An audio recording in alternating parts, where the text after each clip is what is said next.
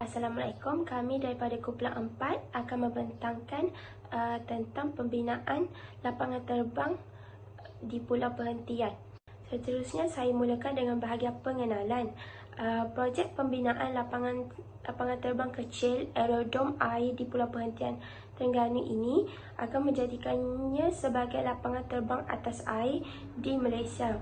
Lapangan terbang berkenaan berkeluasan 93.61 hektar di mana 65.77 melibatkan tanah tebus guna dari kedalaman 5 hingga 30 meter. Ianya dijangka mengambil masa 10 hingga 15 minit daripada tanah besar untuk sampai ke pulau perhentian tersebut dengan menaiki pesawat laut. Pembinaan ini juga akan meningkatkan jumlah pelancong sebanyak 2,450 orang sehari berbanding kedatangan pelancong melalui feri dan bot yang hanya terhad kepada 950 orang sahaja sehari. Pembinaan ini juga akan mewujudkan peluang pekerjaan sebanyak 4,000 sehingga 6,000 daripada sektor-sektor operasi lapangan terbang, sektor perhotelan, perniagaan dan lain-lain. Ia juga akan menjana pelaburan pembangunan di Pulau Perhentian dengan anggaran 6 bilion sehingga 8 bilion dari tahun 2021 sehingga tahun 2040.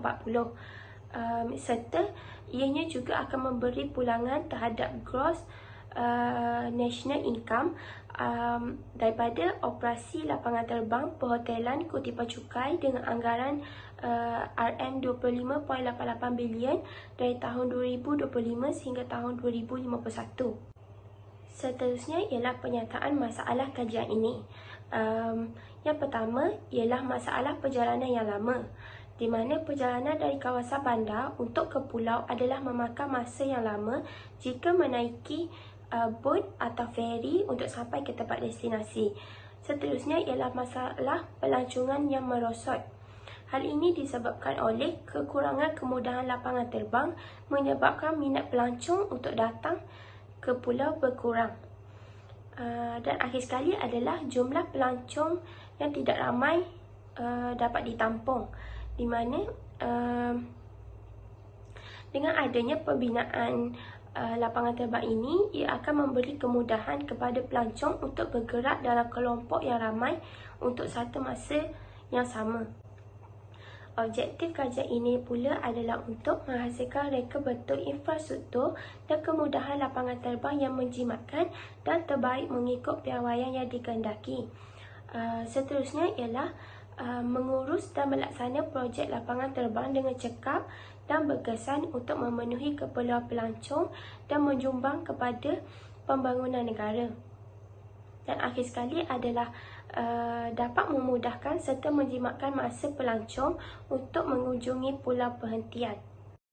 Seterusnya ialah analisis teknikal. Memandangkan projek ini adalah projek pembangunan, maka kitaran bagi projek ini adalah kitaran Rondanelli. Kitaran Rondanelli ini mempunyai 12 komponen secara keseluruhan, antaranya seperti pengenalan dan definisi, perumusan, penyediaan dan analisis kemungkinan, reka bentuk, penilaian, pemilihan, rundingan dan kelulusan, pengaktifan dan organisasi, pelaksanaan, penyeliaan, pemantauan dan kawalan, selesai atau pendamatan, peresapan output, peralihan kepada pentadbiran biasa, penilaian untuk kali kedua dan yang terakhir adalah analisis dan tindakan susulan.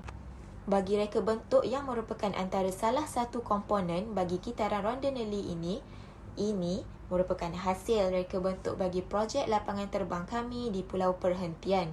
Projek lapangan terbang ini sentiasa dinilai dan dipantau oleh Malaysia Airports Holding Berhad. Pelbagai rundingan dan pemantauan telah dibuat dan dijalankan sewaktu projek pembinaan lapangan terbang ini dijalankan bagi memenuhi kehendak atau syarat-syarat yang telah ditetapkan. Meskipun lapangan terbang yang dibina di Pulau Perhentian ini hanyalah berskala kecil, akan tetapi setiap prosedur atau kehendak yang diinginkan oleh Malaysia Airports Holding Berhad haruslah diikuti. Strategi dan permasalahan projek. Strategi dan pemasaran untuk projek lapangan terbang mesti mempertimbangkan pelbagai aspek termasuk objektif projek, kelompok sasaran, pesaing dan persekitaran pemasaran. Berikut adalah 5 strategi dan langkah untuk meningkatkan keunggulan syarikat penerbangan. Yang pertama ialah perancangan produk dan perkhidmatan, iaitu perlu mengenal pasti reka bentuk produk dan perkhidmatan yang akan ditawarkan oleh lapangan terbang tersebut.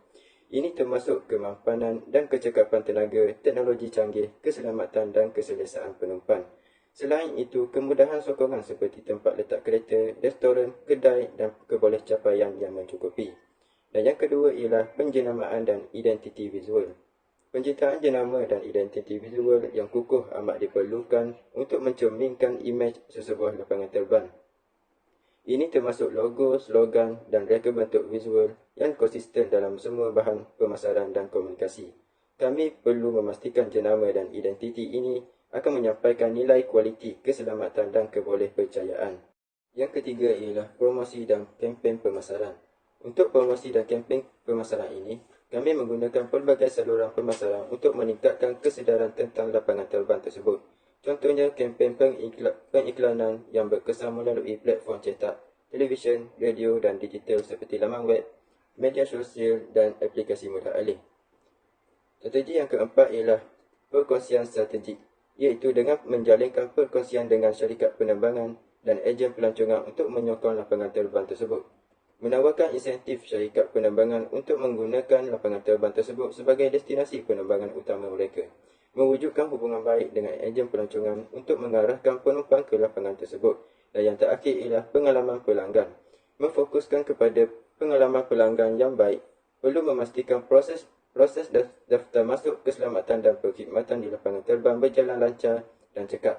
Tingkatkan perkhidmatan pelanggan dengan menyediakan bilik menunggu yang selesa, restoran dan kedai yang menarik. Bagi carta organisasi pula, projek lapangan terbang ini diketuai oleh Ketua Pegawai Eksekutif kami iaitu Nik Ahmad Faizi, dibantu oleh 2 orang pegawai pengurusan seperti Muhammad Faiz sebagai pengurus kawalan trafik dan Muhammad Alif sebagai pengurus udara trafik. Mereka kemudian dibantu pula oleh 4 orang pengurus tambahan seperti Fatihah sebagai pengurus sekuriti penerbangan, Nur Hazila pengurus kewangan, Siti Nur Aisyah sebagai pengurus teknikal dan Nur Fajrina Fakira sebagai pengurus operasi. Ketujuh-tujuh ahli ini merupakan lembaga pengarah bagi pengurusan lapangan terbang di pulau perhentian ini. Kos dan benefit. Jumlah kos projek telah dikira semasa makmal VM pada April 2017. Kos mungkin akan diubah pada masa hadapan dan perlu dikira semula sekali lagi. Demi laporan ini, kami menggunakan kos akhir ini untuk membuat analisis berkaitan projek lapangan terbang di Pulau Perhentian. Jumlah kos projek diperuntukkan sebanyak RM28 juta dan kos perinciannya boleh dilihat seperti di dalam jadual. Jumlah kos pada tahun kosong adalah paling tinggi berbanding tahun lain kerana ia mengambil kira pembiayaan seperti kos kerja pembinaan, sistem aeronautik dan lain-lain. Walaupun landasan masih dalam pembinaan dan tidak dapat menerima penerbangan antarabangsa pada tahun kosong, maka pada tempoh tersebut hanya jumlah kos kapital sahaja yang dicatatkan iaitu lebih daripada RM27 juta. Namun pada tahun berikutnya iaitu tahun 1 hingga tahun 5, jumlah kos menunjukkan peningkatan berterusan seperti yang ditunjukkan di dalam jadual. Peningkatan ini hanya melibatkan jumlah kos operasi kerana semua pembinaan termasuklah landasan kapal terbang siap sepenuhnya. Semua pengiraan ini boleh digambarkan seperti di dalam jadual. Assalamualaikum warahmatullahi wabarakatuh. Saya Muhammad Alif bin Muhammad Burman Safwan S62484 akan menceritakan tentang penyata sumber. Penyata sumber yang pertama ialah daripada kolom iaitu oscillation, capacity utilization dan interest rate. Dia mengambil sebanyak 5 tahun iaitu tahun pertama sehingga tahun kelima. Yang pertama ialah capital cost. Capital cost mewakili di bawah construction work, aeronautical system, land acquisition, consultant fees. Dan jumlah daripada capital cost ini akan ditambahkan dan diletakkan di bawah total capital cost, iaitu sebanyak RM27,985,123. Seterusnya ialah di bahagian tahun pertama sehingga ke tahun kelima, iaitu operating cost. Yang pertama ialah staff cost, utilities cost, administration cost sehingga ke maintenance cost. Jumlah ini akan ditambahkan dan diletakkan di bawah total operating cost.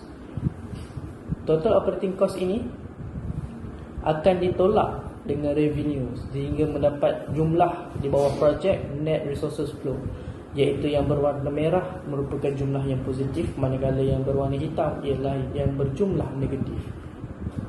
Dia punya NPV ialah sebanyak RM1,282,335.9 sen dan juga IRR dia ialah sebanyak 11%. Saya akan sambung kepada rakan saya untuk bahagian penyata kewangan. Itu sahaja daripada saya. Terima kasih. Kita pergi kepada penyata kewangan projek. Kita mengandaikan bahawa kadar inflasi adalah sebanyak 7%, manakala kadar bunga adalah sebanyak 10%. Untuk item yang pertama iaitu outflow. Dalam outflows terdapat beberapa item iaitu investment cost, working capital, operating cost, loan repayment dan interest. Pada tahun kosong, investment cost adalah sebanyak 7,000 dan working capital adalah sebanyak 700. Manakala untuk operating cost tiada pada tahun kosong. Manakala untuk tahun 1 hingga 5 terdapat 2,000 operating cost. Secara keseluruhannya, kita tengok kepada financial flow to honest. Pada tahun kosong kita mengalami kerugian iaitu sebanyak 4,658. Manakala pada tahun seterusnya, pada tahun 1 adalah sebanyak 1,146, pada tahun 2 1,234, pada tahun 3 1,323, pada tahun 4 1,389 dan pada tahun 5 1,524. Hanya pada tahun kosong sahaja kita mendapat nilai negatif, manakala pada tahun 1 hingga 5 kita mendapat nilai yang positif dan terus meningkat daripada tahun 1 sehingga tahun 5. Nilai NPV adalah sebanyak 292 dan IRR adalah sebanyak 12%. Okey, seterusnya kriteria pemilihan projek. Dengan kadar faedah 10%, nilai CF dan DF dapat dihasilkan bagi tahun kosong hingga 5. Seterusnya, untung bersih bagi projek untuk tahun kosong hingga 5. Bagi tahun kosong dan 1, projek masih mengalami kerugian, tetapi bagi tahun 2 hingga 5, projek telah mendapat keuntungan yang memberangsangkan. Okey, seterusnya ialah benefit cost ratio. BCR yang diperolehi ialah 1.0267, iaitu lebih besar daripada 1, maka proposal diterima. Untuk net present value, nilai yang diperolehi untuk NPV adalah seperti berikut. Nilai NPV lebih besar daripada kosong, maka proposal diterima. Okey, untuk internal rate of return IRR yang diperolehi ialah 11%. IRR lebih besar daripada D iaitu 10%, maka proposal diterima. Akhir sekali adalah bahagian kesimpulan dan perakaban. Secara keseluruhannya, projek pembinaan lapangan terbang di Pulau Perhentian dapat diteruskan. Hal ini dikatakan demikian kerana projek memenuhi kesemua kriteria pemilihan projek, iaitu benefit cost ratio adalah lebih daripada 1, net present value nilainya adalah lebih daripada kosong dan internal rate of return juga adalah lebih daripada nilai D, iaitu 11%. Oleh itu, pembinaan lapangan terbang ini diterima dan boleh diteruskan. Itu sahaja daripada kumpulan kami. Sekian, terima kasih.